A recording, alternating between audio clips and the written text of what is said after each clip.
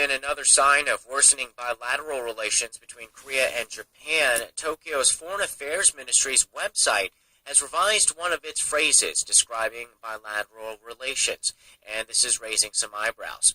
Arirang Kwon-sewa has more. An introductory section about the relationship between Korea and Japan on Japan's Foreign Affairs Ministry website used to say that Korea, an important neighbor, shares basic thoughts on freedom, democracy, and economic issues. But the ministry has taken out a chunk of the explanation, and now it just says that Korea is Japan's most important neighbor. Japan's foreign ministry said the change was made to make it similar to recently used expressions. In fact, 2 years ago, when Prime Minister Shinzo Abe talked about Korea-Japan relations, he used wording that was similar to what used to be on the homepage, while what he said during a policy meeting last month was more like the current expression. Korea is our most important neighboring country. The Japanese Asahi Shimbun newspaper quoted a government official as saying the revision shows Japan's mistrust towards Korea.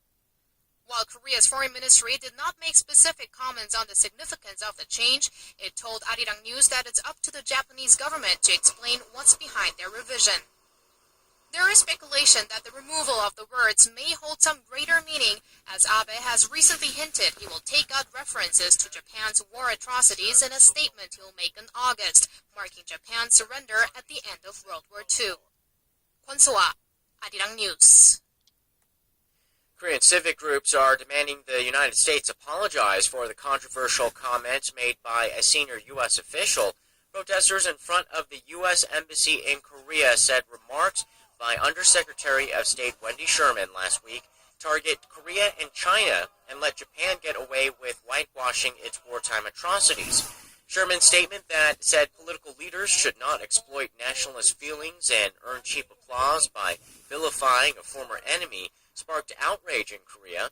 The U.S. State Department later clarified that Sherman's comments did not indicate a shift in Washington's stance on the historical tensions in Northeast Asia.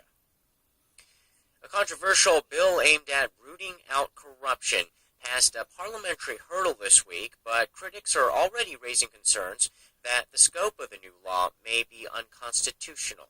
Kim Young-gil explains. A sweeping anti-corruption law will go into effect starting as early as September next year, after an 18-month grace period. But critics are already calling for revisions.